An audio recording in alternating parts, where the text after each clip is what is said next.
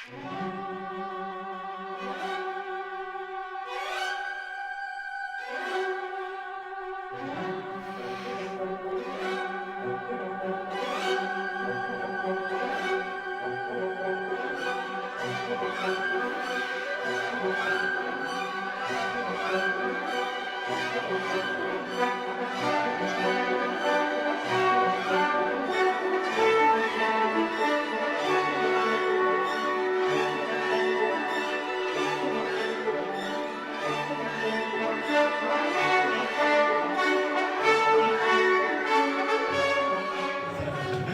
name is Svasti Thomson.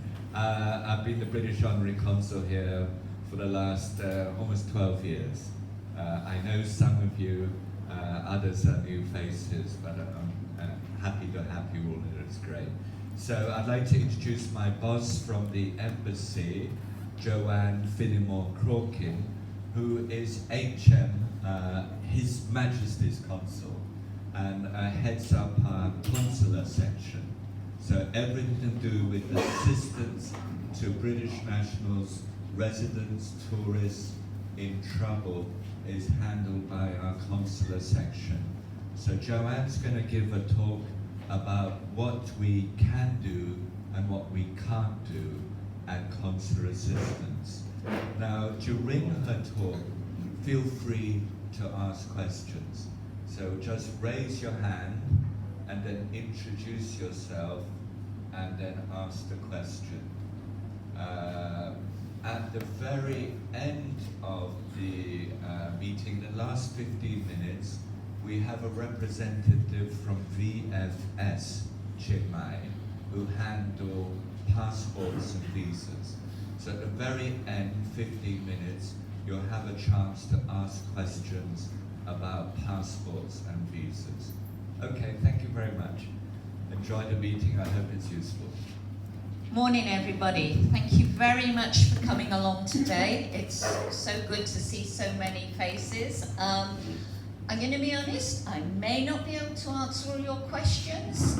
You may go away feeling, was that worth it?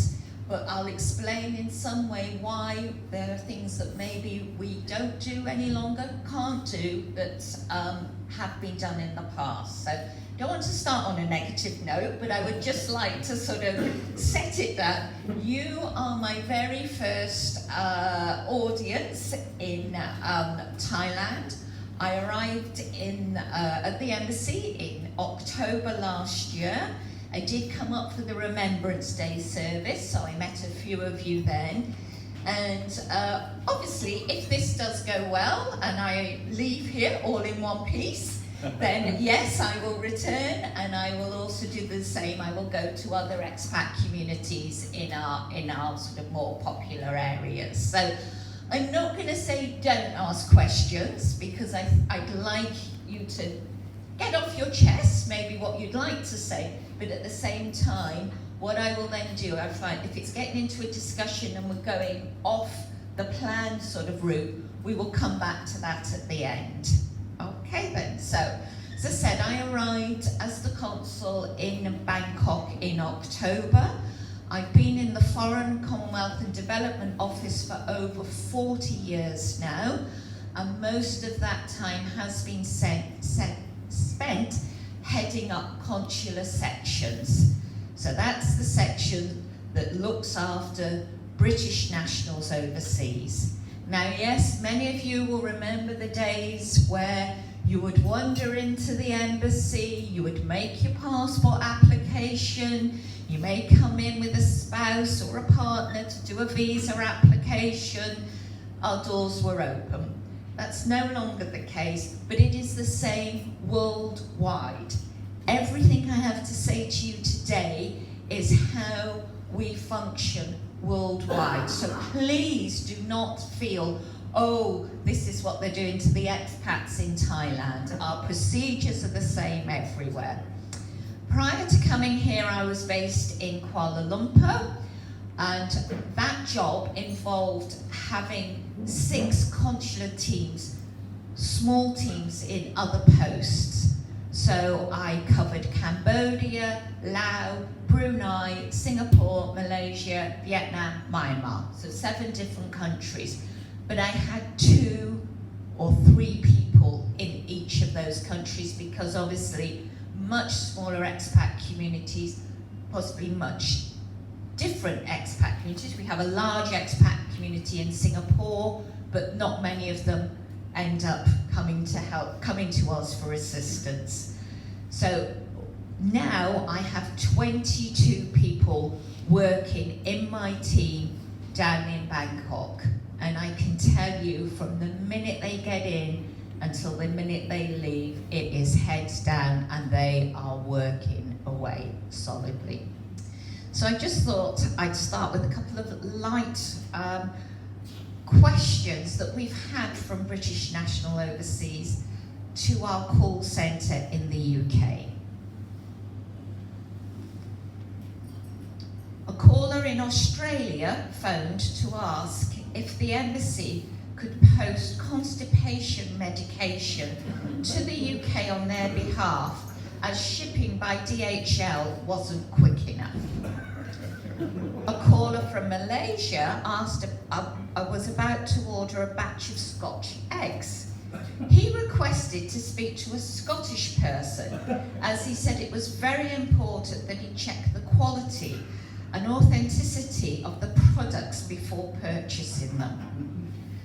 A lovely lady in Buenos Aires called our call centre as she was wondering whether we could recommend a restaurant in the same building as the British Embassy.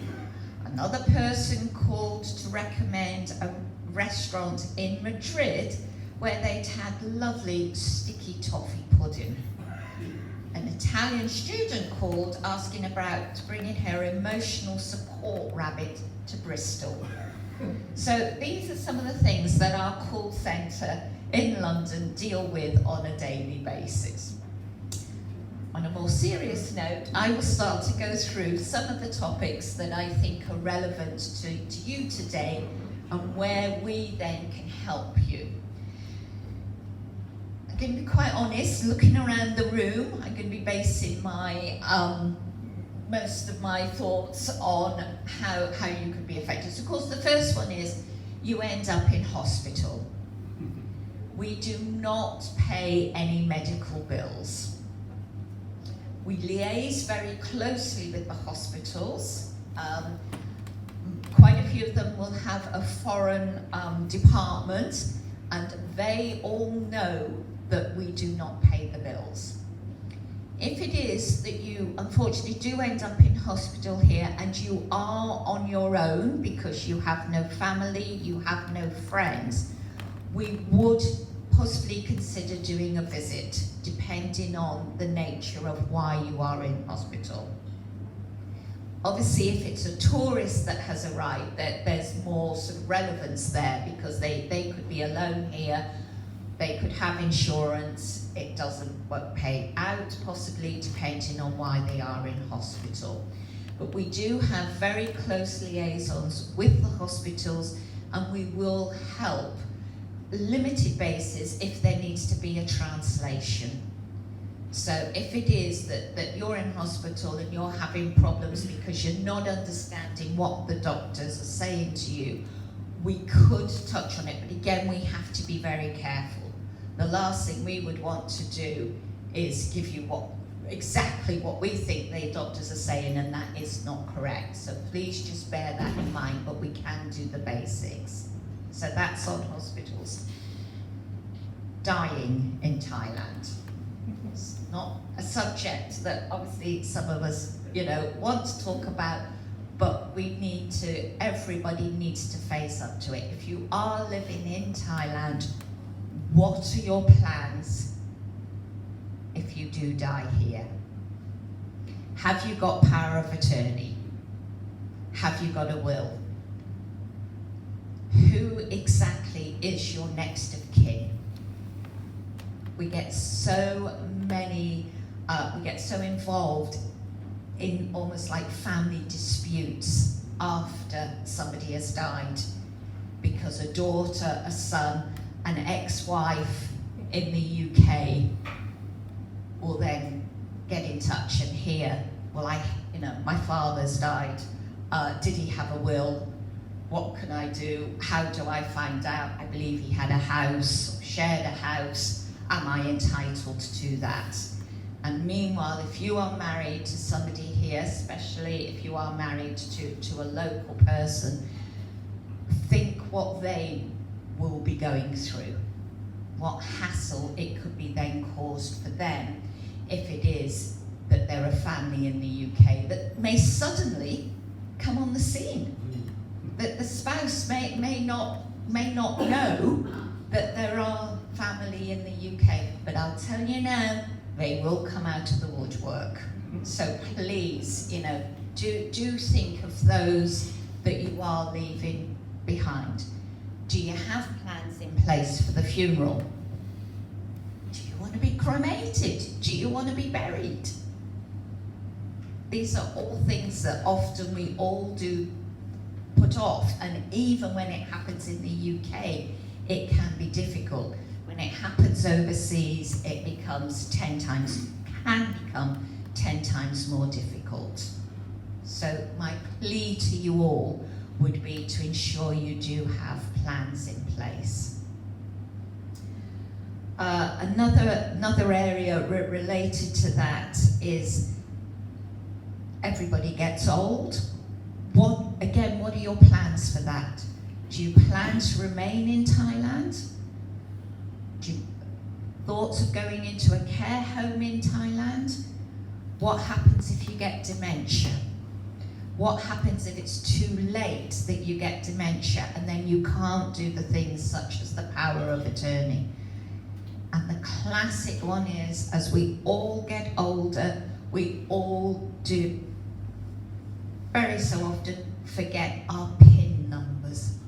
And I cannot stress enough, please, I know they say you shouldn't record them, you shouldn't write them down, but the amount of cases that we deal with where somebody's pension has stopped and they need to get in touch with their bank initially, and of course then their bank asks for passwords and PIN numbers and things, not necessarily PIN numbers, but for passwords, and they cannot remember them.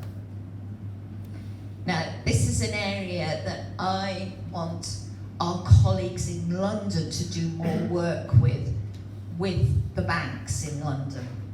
Because again, it's a bit difficult if we ask one of our colleagues, could you call up Lloyds Bank and tell them that Fred Jones in Chiangmai is still alive and he's just forgotten his password? The bureaucracy of trying to do that with a bank in the UK. In an ideal world, I would like it that our seniors in the Foreign Office in London would be able to reach out to somebody senior at Lloyds Bank, at HSBC, to be able to say, look, we are dealing with this case at the moment. So again, it's something simple, and it's something when you're going about your day-to-day life, you probably don't think about until it goes pear-shaped. In relation to the dementia and care homes, one of the projects that we have been doing is training the workers in the care homes how to recognise dementia in their customers, their guests, their residents in the care homes.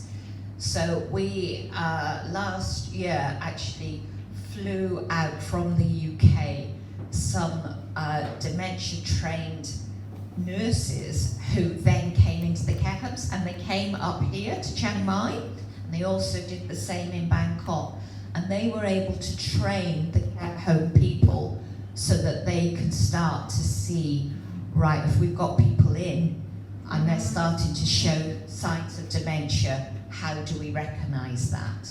So it's something that obviously we do see is an issue, and it has been very well received, and we are looking at doing this in places like Spain and other European countries. So these are the type of things, if we can identify something that we think we can help with, we then can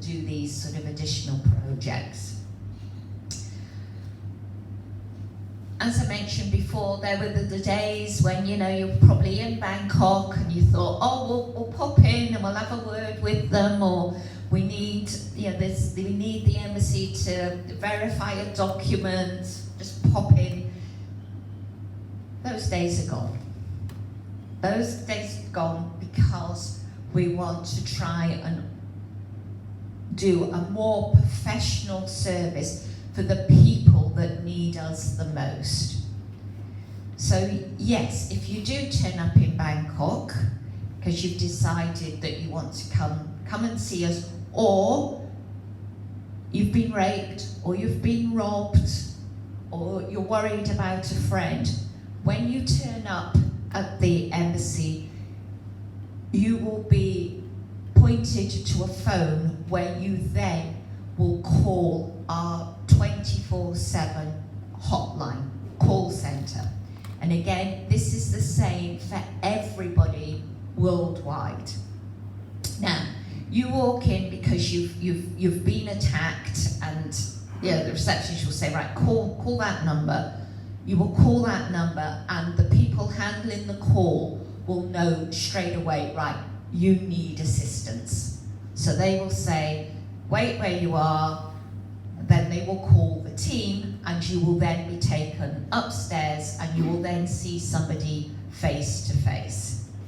If it is that you turned up because you say, oh, I want to get married in Thailand and I don't know what the procedures are, you will be given that number, you will call it, and they will then say, right, go online, this is where all our guidance is. Because something like that, whilst it is important to the person who's getting married, does not need the attention, same assistance as the person who has been raped, attacked, lost all their money. So again, it is us prioritising our work. And I know, and again worldwide, that this is where people like yourselves do remember the good old days and find it a little bit more difficult to understand why we now work the way that we do. I'm going to stop there just in case anyone wants to say anything. Let's see. Marshall, can I ask just a question on that? You just said if someone has a problem, rape, been attacked, lost money, they phone this call centre. Yeah. Well, if someone's lost all their money, from here to phone the UK, it's an extremely expensive occasion. Right. How do they get around that? Okay, you get around that by calling the embassy number, which is a local number, and it will be on this leaflet, and you are then asked to press a number, and you are put through to London at a local call rate. Okay? Yeah, I'll be totally honest, there is probably the odd time when you do try and the phone systems are a little bit bad, but 99.9% time you should be able to call and you will get through. And all these people who answer the calls, they are fully trained, they have all their information sheets for every country in the world. And therefore, they will be giving you also consistent answer. Because again and again, I don't know how many of you remember the old days that each embassy, high commission around the world would have a duty officer that had a duty phone, and they were on duty for a week. But they might not necessarily be consular trained staff. They could be visa people, they could be political, they could be people dealing with aid. You would call them because something had happened. They would then tell you something.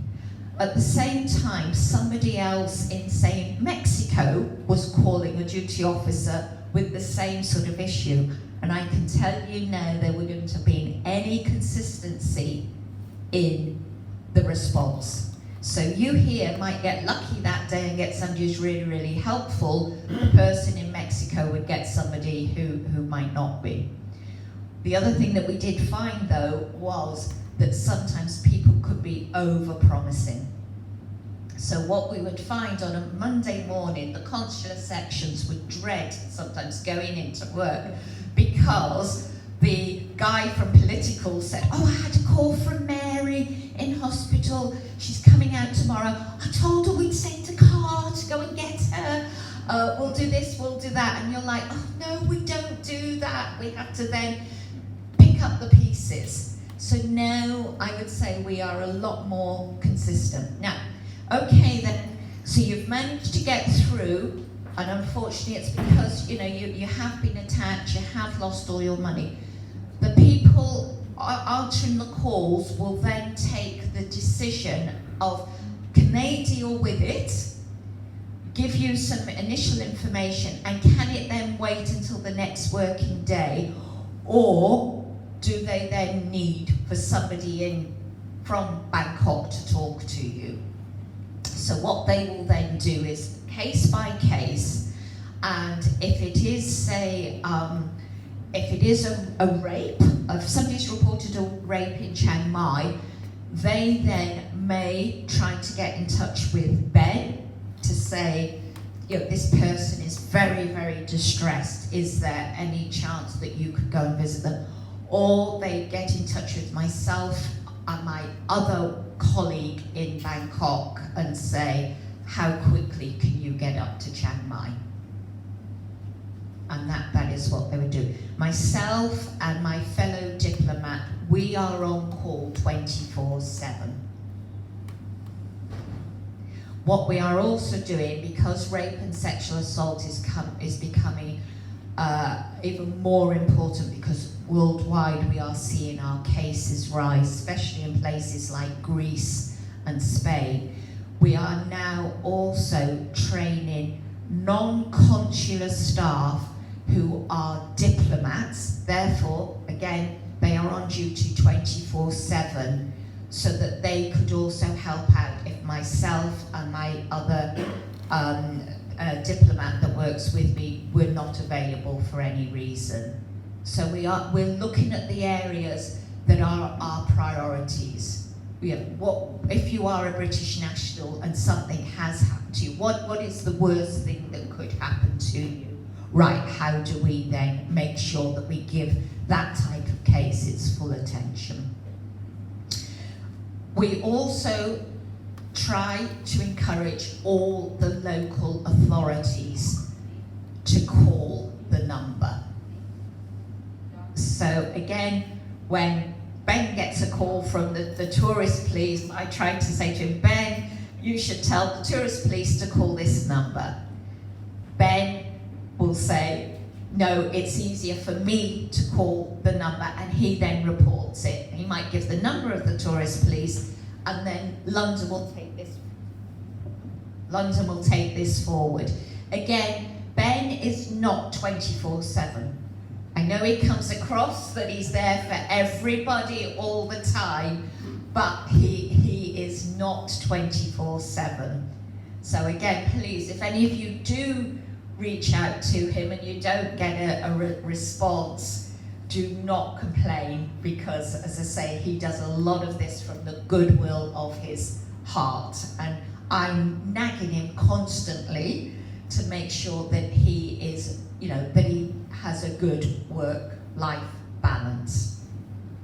So if it is that the tourist police or the normal police or TAC do get through, and of course it becomes evident quite quickly that our staff don't speak Thai or can't help, we do have interpreters. We do have a company that we can use. So again, we shouldn't be saying, well, okay, nothing's going to happen until that you're back in work on a Monday because you need a Thai speaker. So again, that's how it works.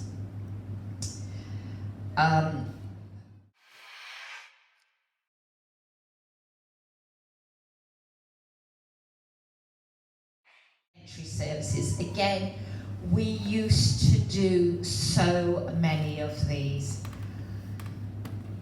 Our two main ones at the moment are if you want to get married, so you need to come to the embassy and do an affirmation The other one is the copying of your passport for use with the local authorities. Now, we had a meeting the other week led by the US Embassy, but we went to see the Ministry of Foreign Affairs because we've said this marriage affirmation that we do, we're not telling you anything. We are not confirming that Joe Bloggs doesn't have a wife in the UK, in Singapore or in the US. All we are doing is telling you that Joe Bloggs has told us this, and we are putting the stamp on. And of course it's the stamp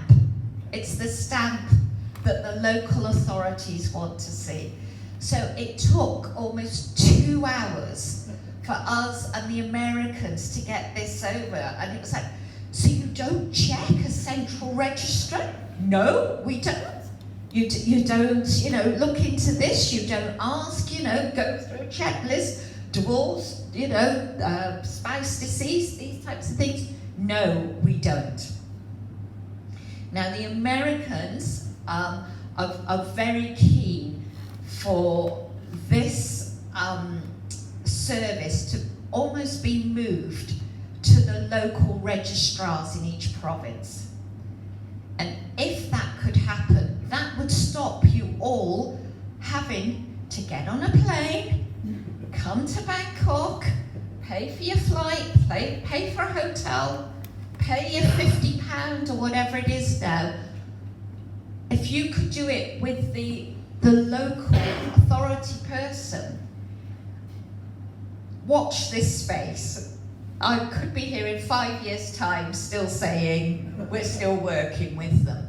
But I think it was a bit of an eye-opener to them when we said to them, we are not saying that we know that X is free to marry. We are saying X has told us that that is completely different.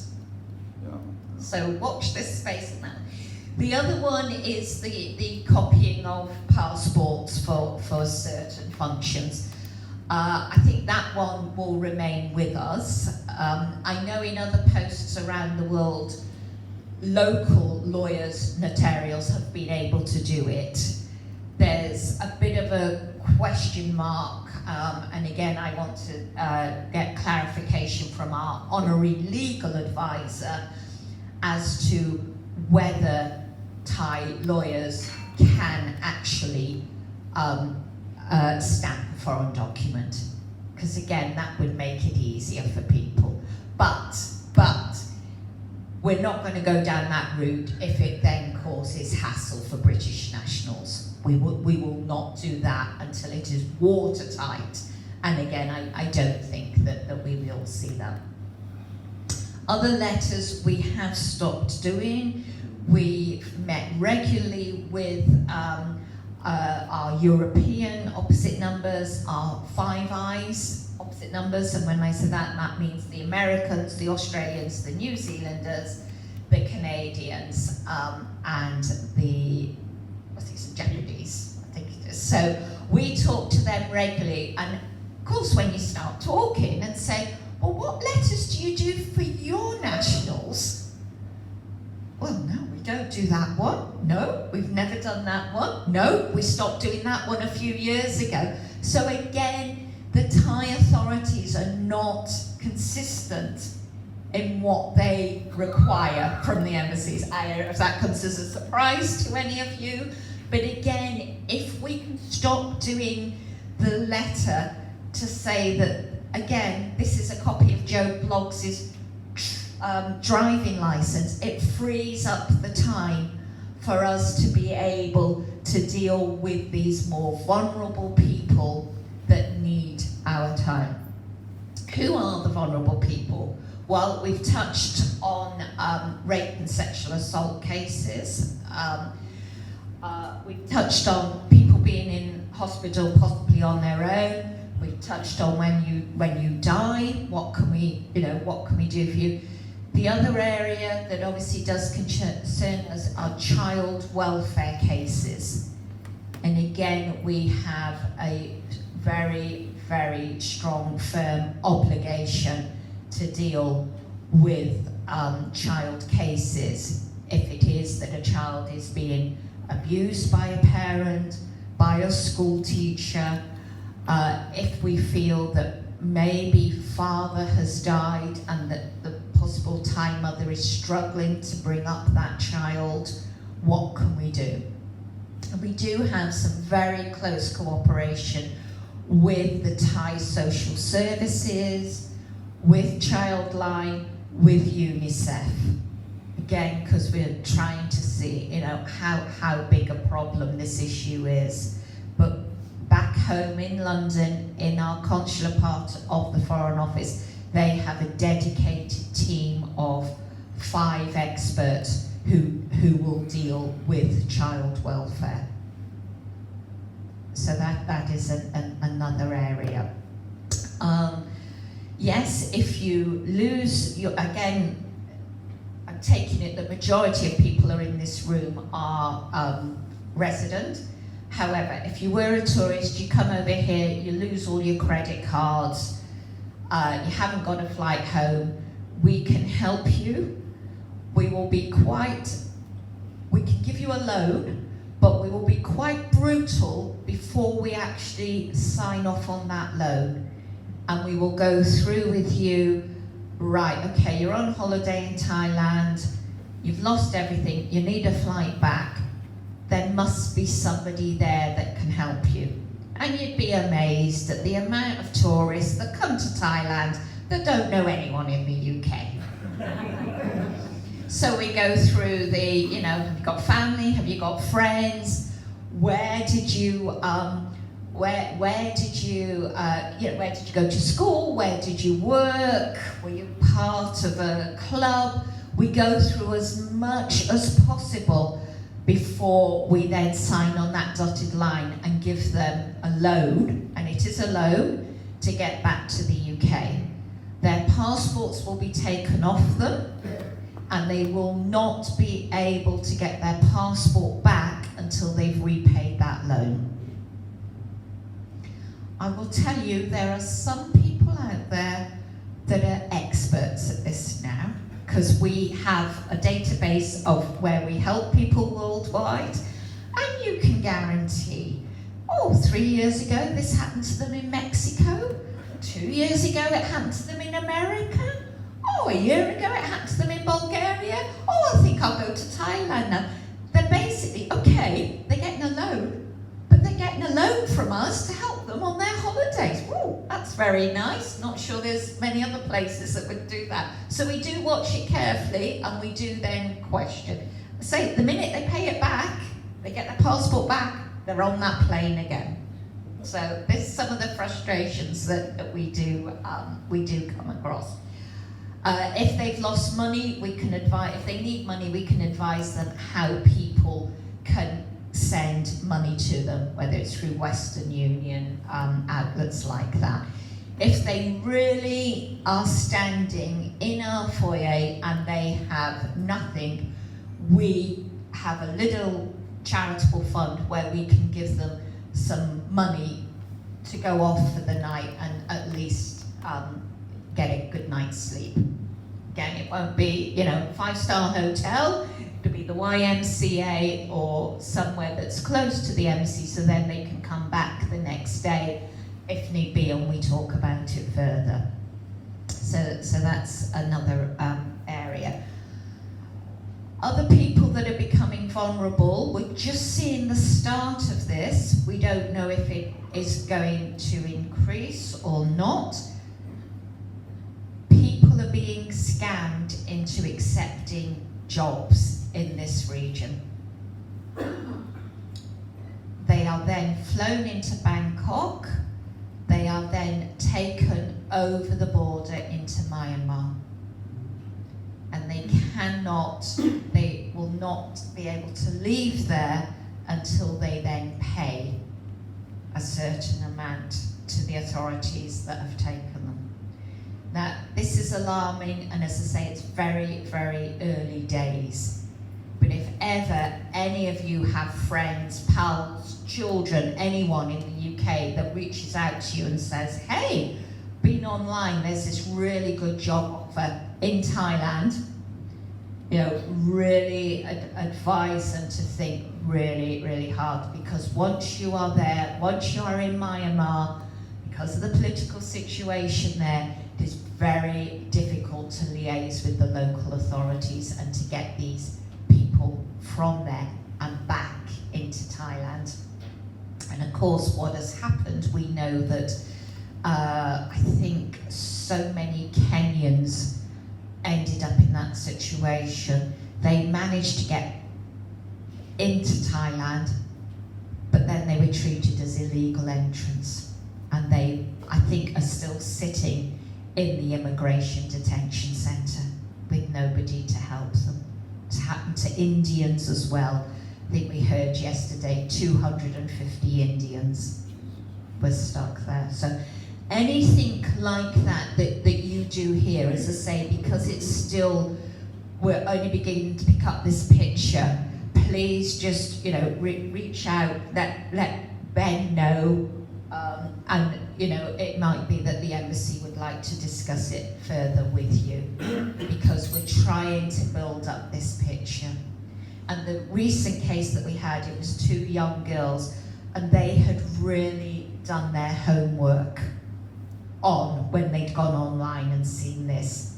They had spent days and days. So it wasn't just on a whim of, oh, there's a job in Bangkok, let's get on a flight and go. They had gone into it a lot, and then they ended up in Myanmar.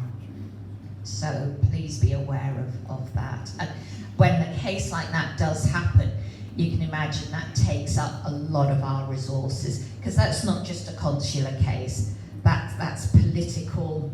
Who do we liaise with? Do we liaise with the Thai military? Do we liaise with the Thai police? Do we liaise with Thai immigration? And who do we liaise with in Myanmar? So these are, you know, as I say, hoping it's just not going to continue, but I fear at the moment. And also, of course, whilst these people are working in Myanmar, they're working in call centres to scam people all around the world. So again, you know, the 96-year-old who gets a call in the UK, you know, oh, your pension's not looking great, how can we change it? Things like that. So again, it's not just the people that go there that we need to find out more about, it's how they are then scamming people worldwide. Let's see what else. Okay, hopefully, I or my team would never have to come and visit any of you in prison. However, if any of you did do anything or involved in anything which gets you arrested, then we come to visit you. We will then put you in touch with people like prisoners abroad. We would encourage you to have a lawyer. We cannot get you out of prison. We can make sure that whilst you are in prison that you get the same service as everybody else. Now, of course, in a Thai prison, that is not going to be luxurious, is it? But we can't wade in and say, well, because they're British, they just don't want the rice and vegetables that you give for the meals. You know, they want sirloin steak on a Friday. No, we ensure that you are treated the same as everybody else in prison. We then discuss with you a plan of how often we will visit you. We will raise any healthcare issues. So if it is that, you know, you end up arrested and you are a diabetic and you're not getting your medication, we will liaise with the prison authorities. We will then, when the time comes for you to be released, we will then work with you to then see what your release plan is, whether more than likely you're going to be deported. You may not have lived in the UK for 20, 30, 40 years. Where are you going to go to? So we will work with you. We cannot stop that deportation, but we'll work with you to see how we can then help you. Okay. touched on Ben's role. As I say, I think we are all in this room, all those that know Ben are all agreed. What he does for the British community here is amazing. It really is. However, we've got to ensure that he does have a life as well. And there'll be times when he may not be able to answer your questions. So, and again, what we try to do is, as soon as he does hear about anything, he brings it to our attention, whether that's directly, if it's major, or he even calls the call centre, and they then would call any of you back if you were in trouble. Then the team in Bangkok would then liaise with Ben to see how much they would like him to be involved, or if they can lead from it, by phone more than likely from the Bangkok team, so that we then take Ben out of that loop. We have 3 other honorary consuls in Thailand, Phuket, Koh Samui and Pattaya. So at least Ben does have a little network of people that if he wants to complain about the embassy and, oh gosh, I can't believe I've now got to tell this British national this, he can share it with the other 3. Some of the things that where we're working with Ben up here in Chiang Mai is, again, to have greater understanding relations with the tourist assistance centre, with the tourist police, with the normal police, with the governor. So if anything was to become an issue, if can't think of anything, but if amongst the community you felt in Chiang Mai something was targeting the British nationals, whether it was that you needed a new piece of paper for immigration, but it was just for Chiang Mai or something like that, we would then take this forward with the authorities on your behalf. We had some, again going back to rape and sexual assault, we had some useful meetings yesterday because we are seeing an increase even in Chiang Mai of rape and sexual assault cases.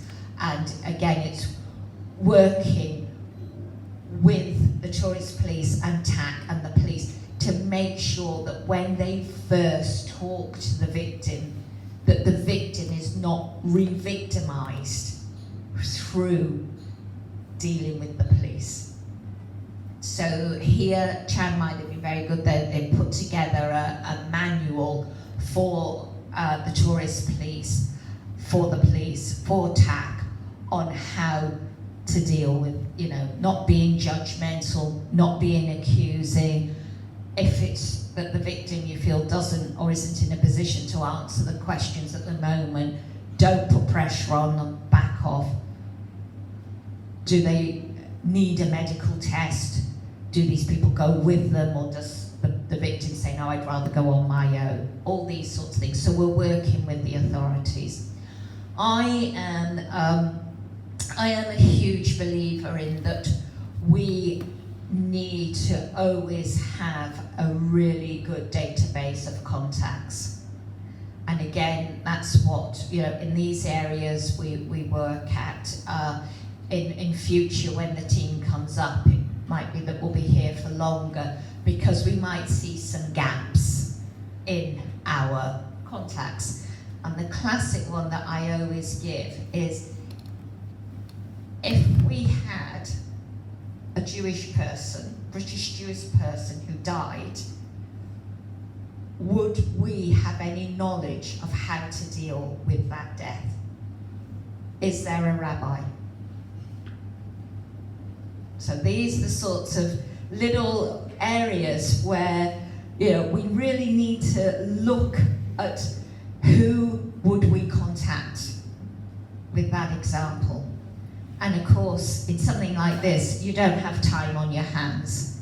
So it's securing, it's making sure that our contacts are really, really up to date, and we cover stuff that you think, we may never need a rabbi, but you can guarantee, close of play on a Friday, we get informed of a death, and somebody says, but I don't know what to do, he was Jewish.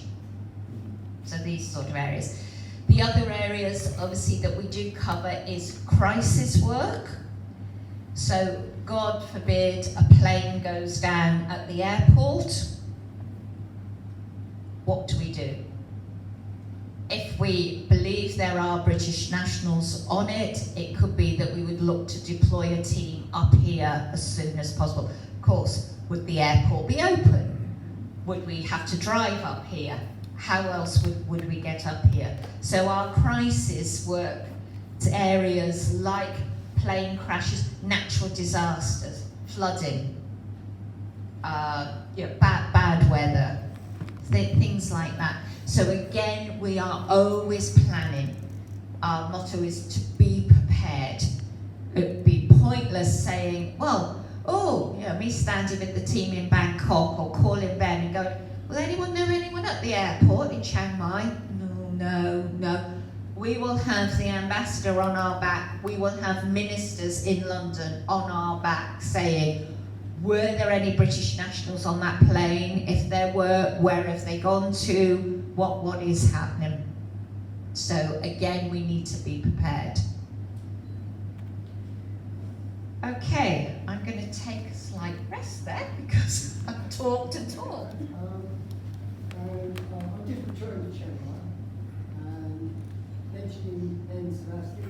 I know what he did last year and the year before on behalf of the COVID situation. I think he did a great job, so I'd like to congratulate him for that.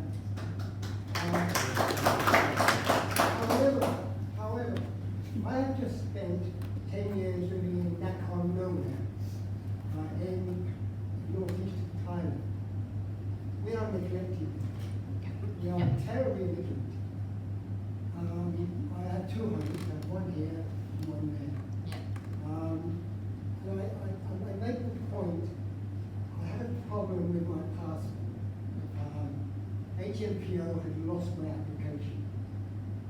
VMS couldn't have it, although they had the receipt. And eventually HMPO, I think it was a London number, called where I went to the Liverpool number, I don't know. And they said, well, we can't help you because we haven't got no record on our computer. Why don't you ring the British Embassy in Bangkok? So I thought, well, in for a penny, in for a pound, I know it's not going to do much, but I'll do it. And I was appalled with the response I got, absolutely appalled. The lady said to me, where are you calling from? I said, Conken. Where's that? I said, northeast Thailand.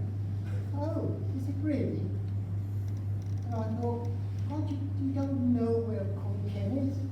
Because you would have come through to a call, that your call would have gone through to the call centre. Well, I was speaking, she said she was the consular officer of passports.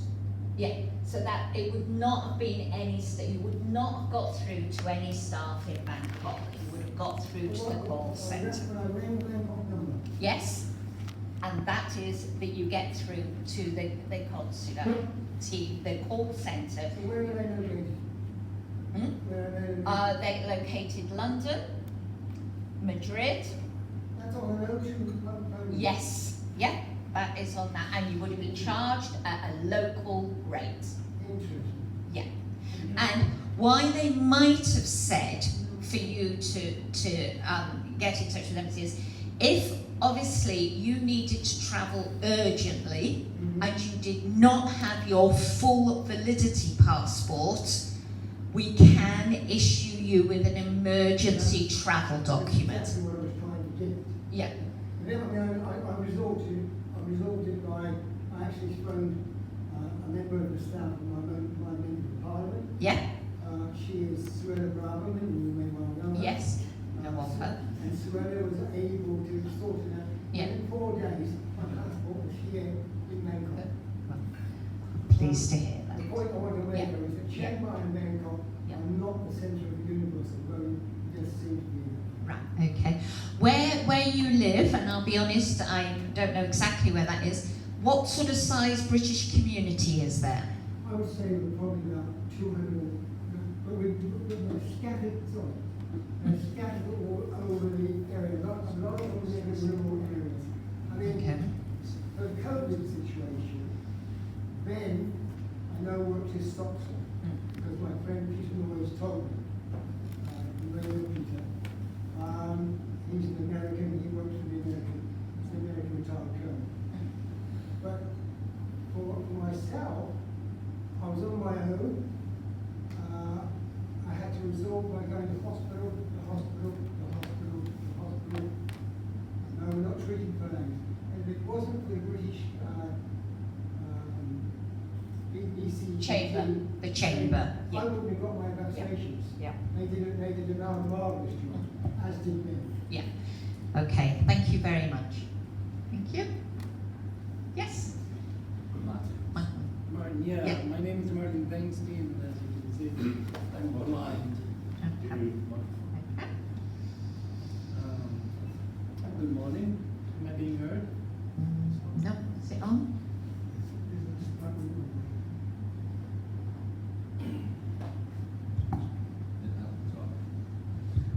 Good morning. Yeah. We can hear you now. Thank you. My name is Martin Weinstein, and obviously, as you can see, I'm blind. And I had two simple questions to find out, and my experience was quite unhelpful. My first question was, can I do a name change in my passport as it's coming up to renew? And I went through the whole thing, called everywhere all over the world, and even got to speak to staff in the embassy, and the answer that I got was, I don't know. And the second thing was, how do you renew a passport? I mean, I'm newly blind, and all I got was these internet sites, and I was advised to get someone who sees and help you fill it out, and I don't think that's appropriate. Okay. Well, thank you. Noted. I have no answer to that one. I'm sorry. Yeah. You don't know? But, well, it would be that you would need to have somebody to help you. Yes. Yeah. Okay, so sorry we can't help you, but because you're blind, fill it out by yourself. I got that one. How about name change? Name change, again, it's an HMPO issue, and I wouldn't want to, again, give you any advice which isn't correct. So, again, you would need to do that through the passport office. Yeah, I rang them a few times, and their answer is they don't know. Nobody knows. Yeah. I spoke to Brett. I spoke to a lot of people. The embassy was really nice. They politely, heartfully called me twice, and the answer is I don't know. And the answer is, and my thing is, where do I get an answer? I didn't get them on those phone lines. I called all of them. So I Okay. get from him. I need an answer. I will look into it for you, Thank and you. through Ben, I will point you, because that's what we do. We signpost. We do a lot more signposting these days than we ever did Yeah, before. I will signpost you, but I will obviously also look into if Yeah, somebody because is- pointing a blind person to an I know, exercise is not yeah, helpful. no, I know. Okay, leave that. I'll be honest, I didn't see that coming. I apologize. Good morning. Okay, thank you. Thank you very much. Good morning.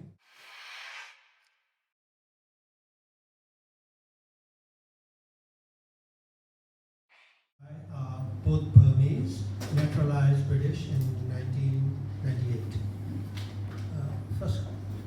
First point, then I can point you, my wife is Buddhist, I'm Christian.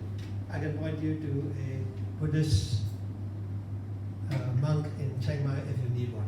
Good, thank you. Number two, can I come to Bangkok and get an affirmation of our marriage certificate? Now, we were married in Myanmar in 1990. We then worked in England, worked in Peru, all over the world. Then in 2014, the UK Embassy in Myanmar did certify. I had to go through the Myanmar Foreign Office, then the British Embassy, etc. So they did certify it. However, because we are British, the Myanmar Foreign Office will not touch it, because we have to get to them first before the embassy certifies it. So can I walk into the embassy in Bangkok, make an appointment, and get our marriage, which was in Burma, Myanmar, certified? No.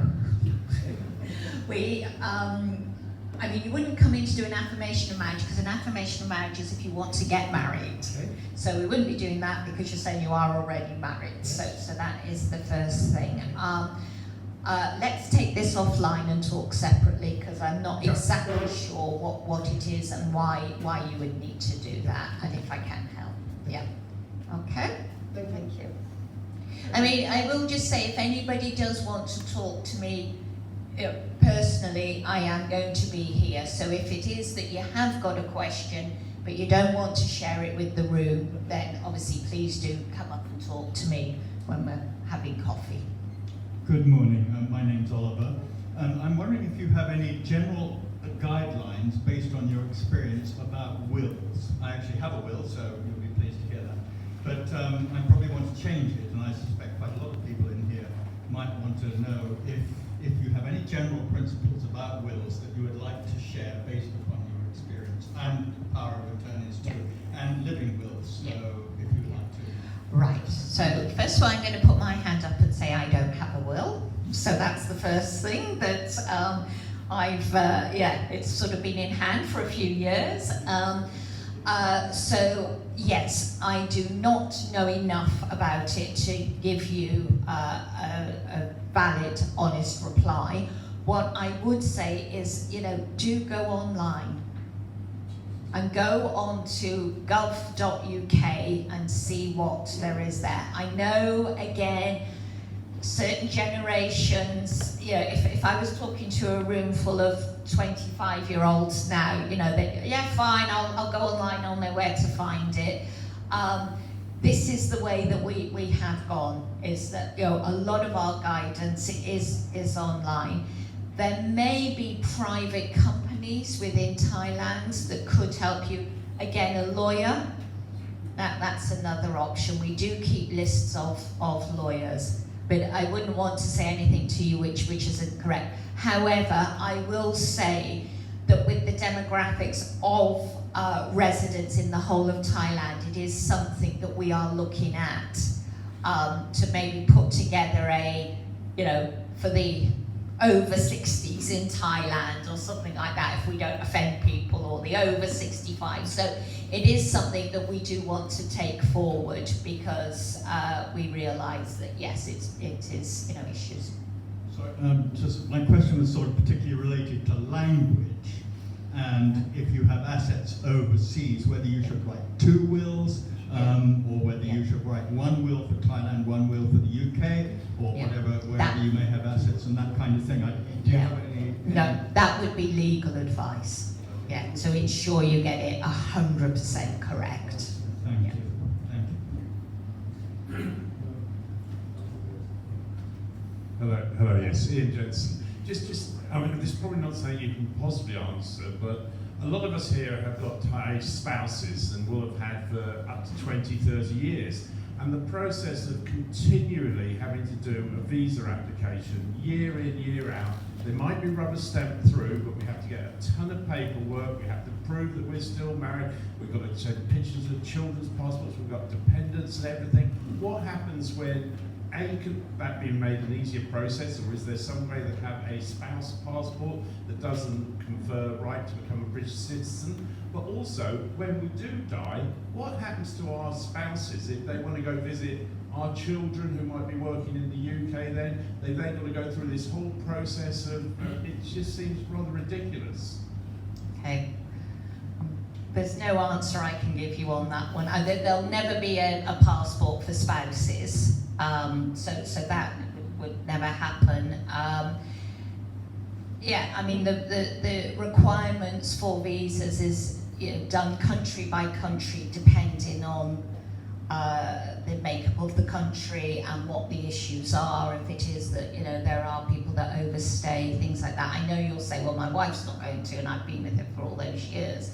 But we then categorise people in the same boat, which is not at all helpful for you, but I'm afraid you just still have to keep making the application. I mean, if you build up a history, then my understanding, but again, as I say, I'm not a visa expert, but you could then go for a 5-year or a 10-year one. We've had a number of 10-year ones Right, already. okay, so then that, you know, if you've been married 20 years, what have you, you've had, yeah, two of those, what have you, that makes it easier, but again, you've got to build up the history. And also, if you have children, if they're born outside the UK to a UK parent, then that child gets a UK passport.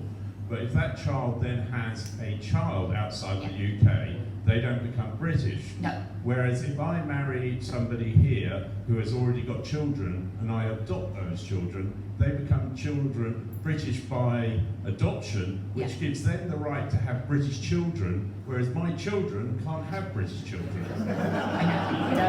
I know, it is crazy, and I haven't yet. Well, I wouldn't come across it here in Bangkok because we do not now get involved, but when I was the consul in Manila, some of these issues, and it was so unfair.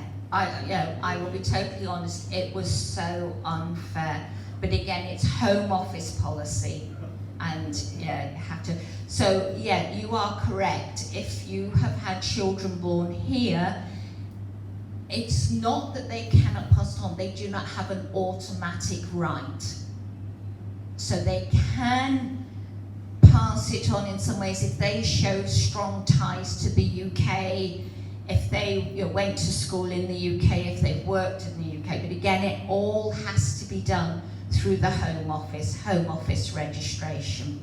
But yes, you are correct. There are some people that through adoption or through other little categories within the Home Office can pass it on, and then others can't.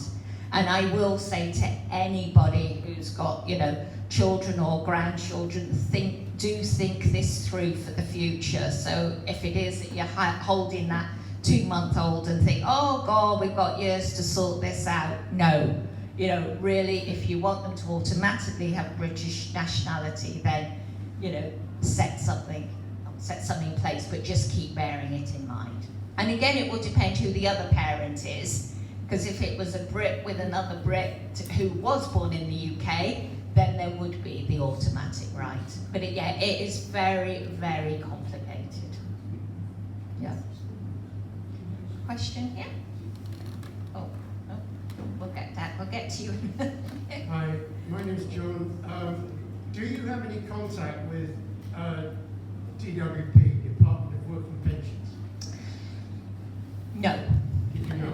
However, we would not on a daily sort of regular basis. However, if it was that you became destitute or that your pension, for some reason wasn't coming through to you and it was causing you to not be able to pay your rent, you were likely to be thrown out, then we would, when it becomes that, we would get involved, but not on a day-to-day, the pension people have asked me this or that. No. Okay.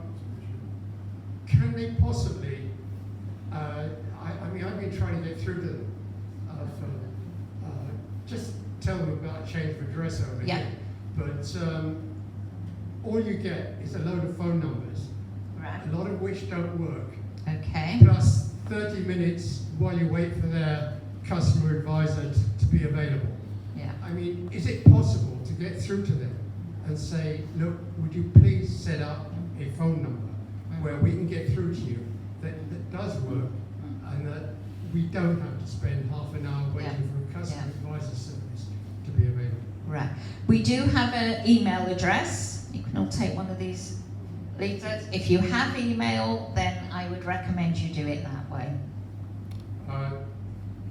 And that's straight to DWP? Yes. Okay. Yes.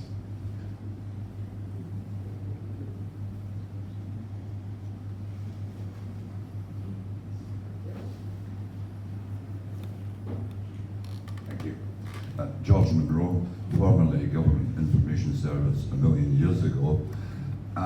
Small point, which I think you've just about covered really, regarding on death.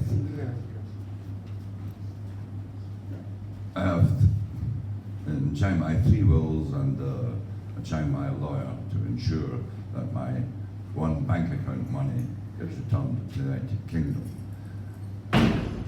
Apart from on death, presumably the police informing the British Embassy that I'm a goner.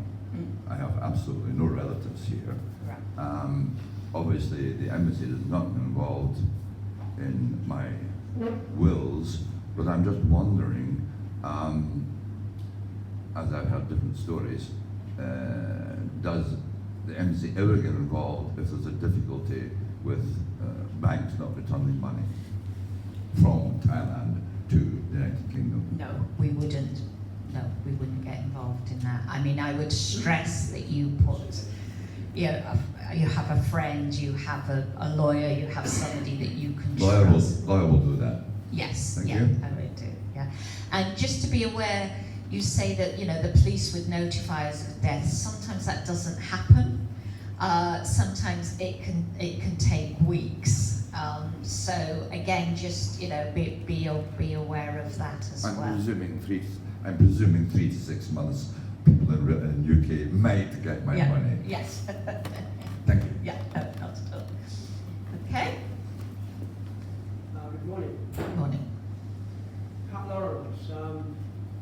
The embassy used to issue letters regarding retirement income. Yeah. Income. Yeah. You know what I mean? Yes. Yeah. 2 questions. Why did you stop that? And secondly, are you considering starting again? Right. We stopped them because, again, we don't definitely know you've got the money in your bank account. We used to have to issue documentation. Yeah.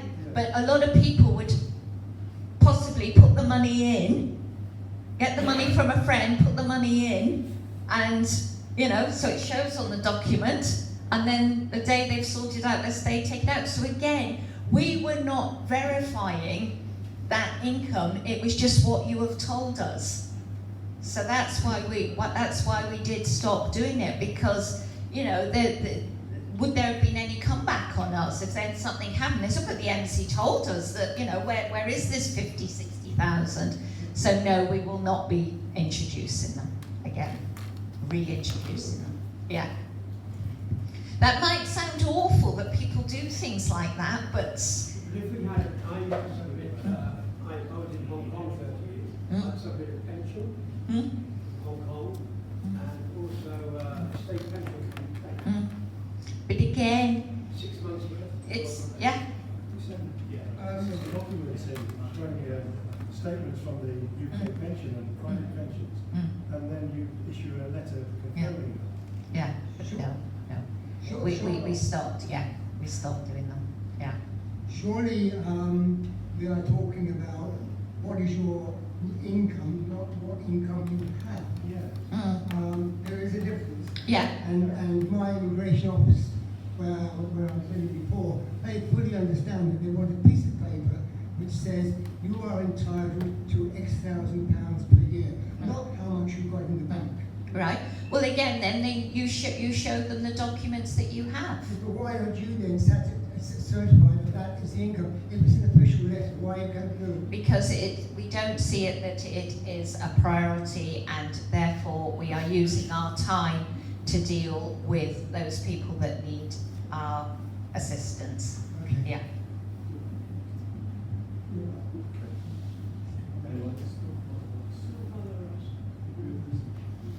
Anyone else?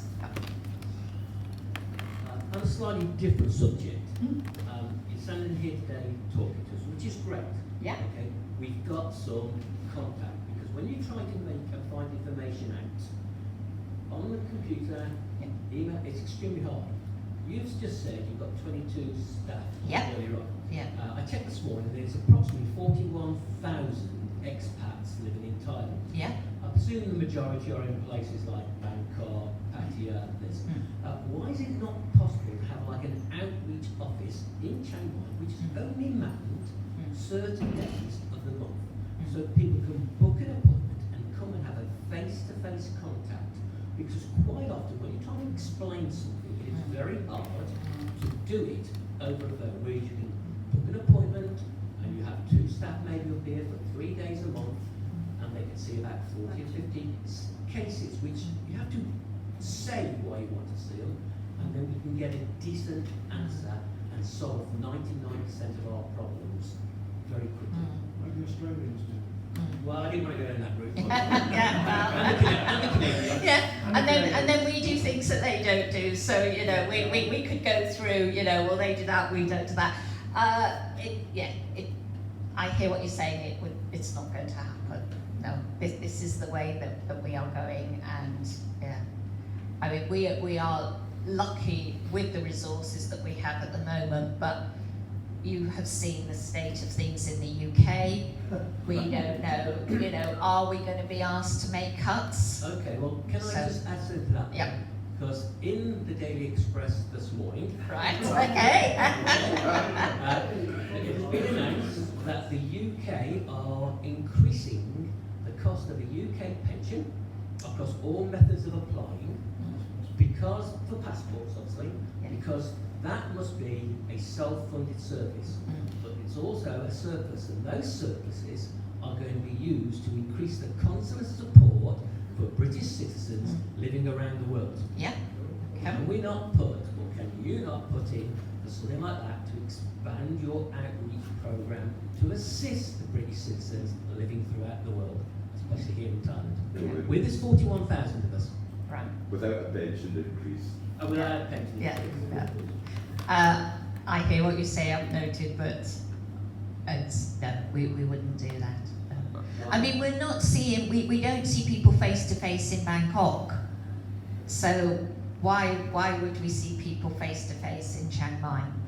Because we're not in Bangkok, and for us to get to Bangkok is Yeah, but you wouldn't see, they don't see face to face in Bangkok.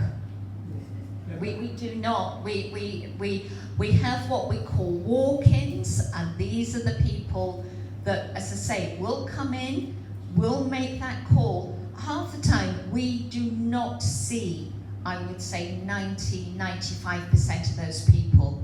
So when somebody, if they do make a formal complaint, and they say, I went to the embassy, we could have no record of that, because they would have called the call centre, who would have given them the standard reply, and if they felt that they needed to be seen because they were vulnerable, then that's when they would call the team, and the team, one of the 22, would then meet with that person face to face.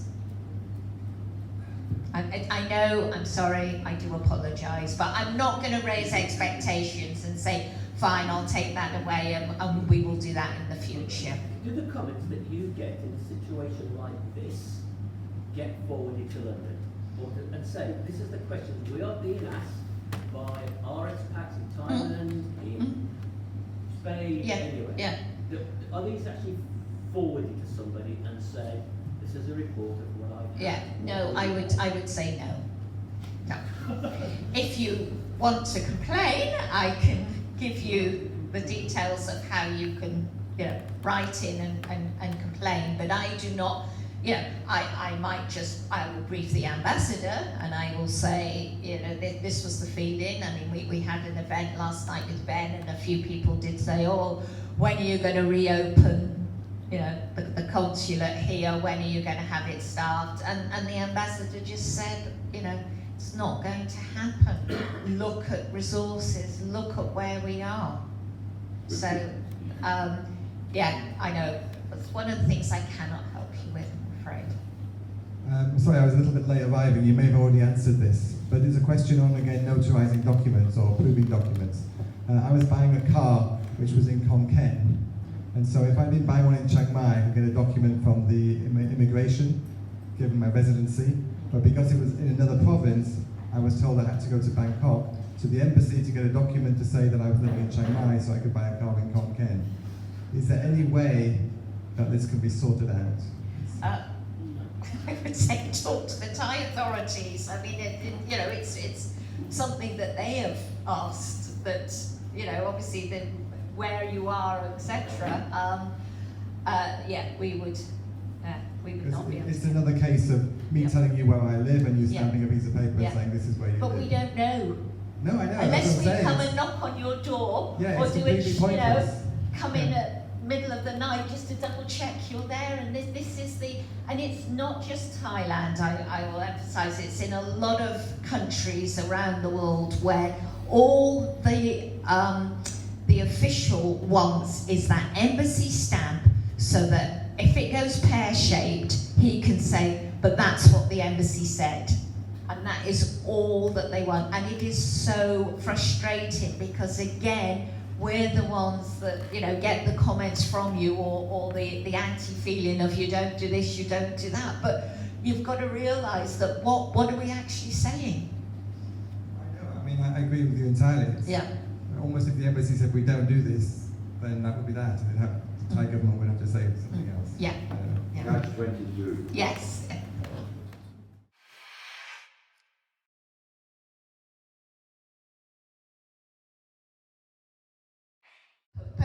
The person that didn't register would be the ones that we would get, you know, a call about because they died and they've got no money and they're going to have a pauper's funeral, and they wouldn't come to things like this because, oh, we're going to go back and tell the taxpayer that you're all sitting in this room and all these sorts of things. So it was all... yeah.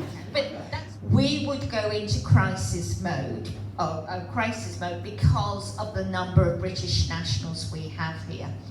And what we would then set up is some sort of registration which just relates to the crisis.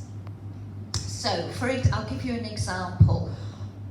Beginning of COVID, a flight from the UK to Vietnam landed, and I think a couple of days after it, the Vietnamese found out that one person on that flight had COVID. So they, beginning of it all, wasn't it?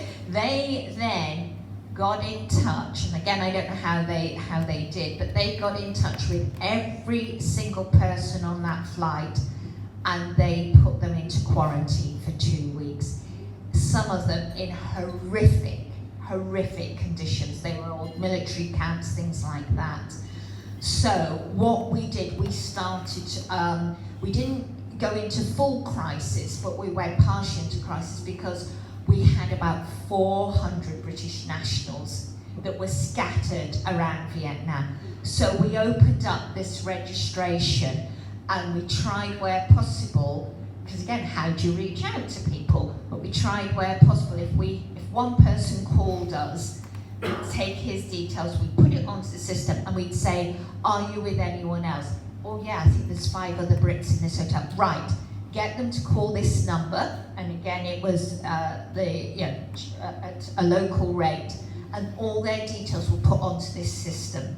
So if mother in the UK is worried about her son, she doesn't know whether he was on that flight, she hasn't heard from him, she would be able to call the Foreign Office in London. They would look on the system and say, yeah, Johnny is at this hotel, we are in touch with him.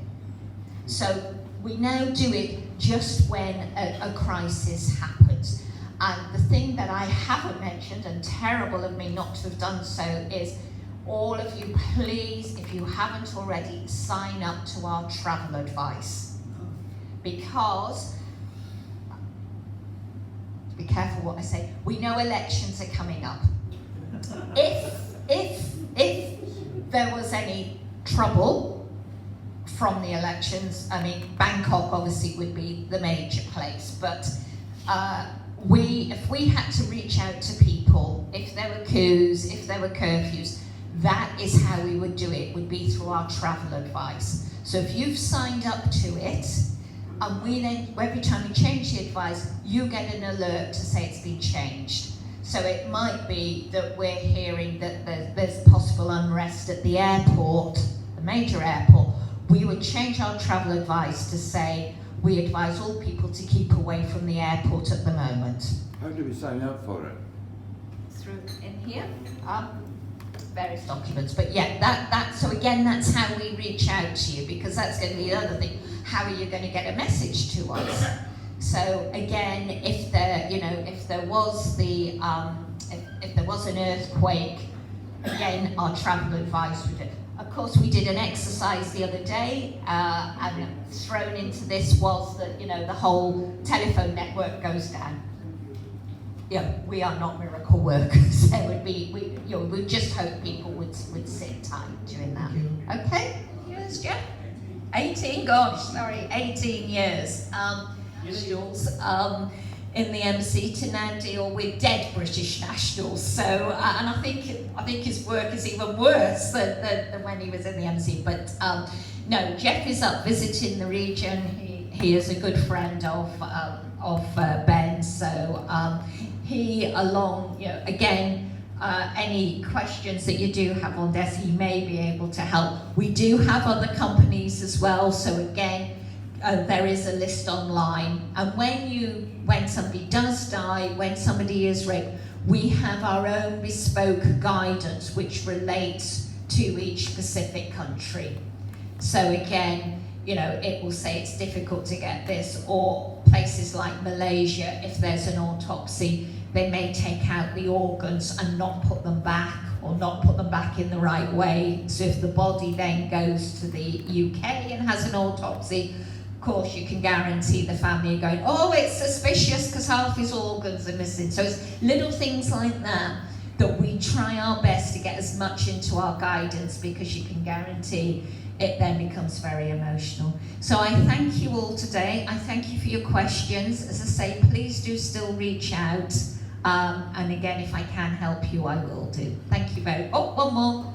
Thank you very much, Madam. I wish I'd had a tape recorder with me because I suffer from short-term memory loss. Oh, right, okay. But, thank you again for your excellent dissertation. Yeah, thank you very much. Thank you. End of our town hall, but of course you can come and ask questions to either Joanne or Tom or myself individually, no problem at all. Thank you for coming. Thank you very much.